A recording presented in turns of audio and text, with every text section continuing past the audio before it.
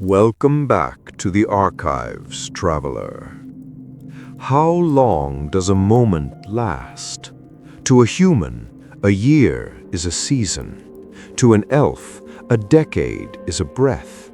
And to a Rhinarch raised for war, every heartbeat is a lifetime. They do not measure time the same, but they bleed the same.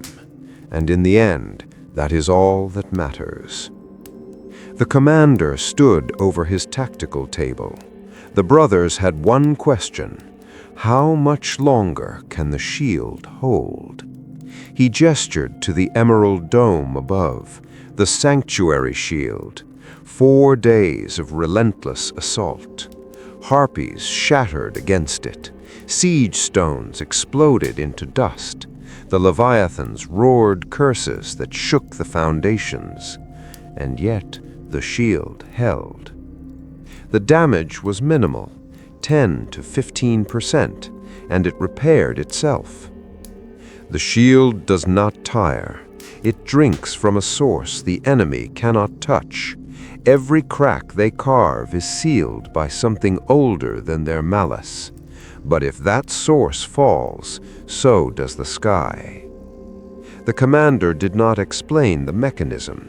As long as the shield stood, Iron Cove would survive. They were safe for now.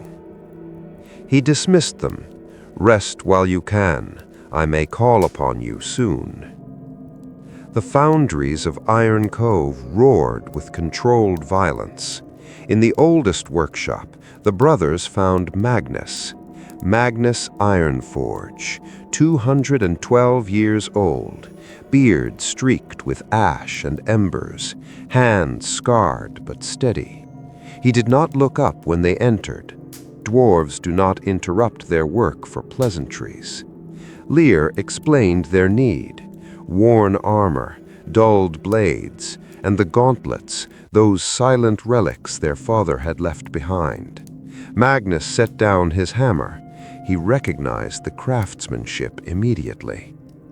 He led them to a shrine of tools, an anvil black as midnight, scored with runes, and beside it a hammer. When Magnus lifted it, the air shifted. This hammer struck the ivory shard. This anvil bore the crimson bundle. This forge consumed the obsidian shard. And on the final strike, the Armistice was born. The world burned clean, but the tools remember. Magnus was not the smith who forged the Armistice. That was his master, Torvald the Unyielding, who died in the fires of his own creation. Magnus inherited the hammer, the anvil, the burden. He turned to the gauntlets, studied them in silence. Then he spoke. They were not broken, they were empty. The gauntlets were engines of divine retribution, but they required fuel, not mana, not sunlight. They fed on miasma, the death essence of demons. Kael and Lear had killed Malzarath atop the spire of ash. The gauntlets had gorged on the Cinder Sovereign's unraveling soul. They burned bright enough to bind a demon lord in chains of light. Then they went silent. The reservoir was spent. Magnus could not say how long recharging would take. The original Justicer fought in the First War, where demons fell like rain. The brothers had killed one sovereign. It might take days, months, or another kill of equal magnitude. Divine power does not come freely. It demands sacrifice. These gauntlets are engines of holy wrath, but they feed on the death of gods. Kill a sovereign, and they wake. Rest too long, and they sleep. That is the price of wielding heaven's fire. The brothers understood. The gauntlets were arcane weapons that only ignited in the presence of apocalypse. Magnus folded his arms. He would repair their armor, sharpen their blades, but there was a condition. His wife, Bianca, was gone for 4 days. She was working deep in the tunnels beneath the city, doing what dwarves have done since the First Age, listening to the stone. Vorogauth's horde battered the walls from above, but Bianca knew demons do not always strike where you are looking. They dig, they burrow, they gnaw through bedrock. Bianca had been down there for 4 days, her ear pressed to the deep stone, reinforcing weak points no one else knew existed. She was a master of mechanisms, traps, defensive arrays. Her designs powered the lava protocol. Her calculations kept the walls standing. But she had not returned. Magnus had received no word, and while he trusted her skill, he was, in the end, a husband. He wanted confirmation that she was safe. The brothers agreed. It was a fair trade. Magnus nodded. He would begin work immediately. The day was ending. Tomorrow the search would begin. Tonight they would rest. The tavern was called the Cracked Cauldron.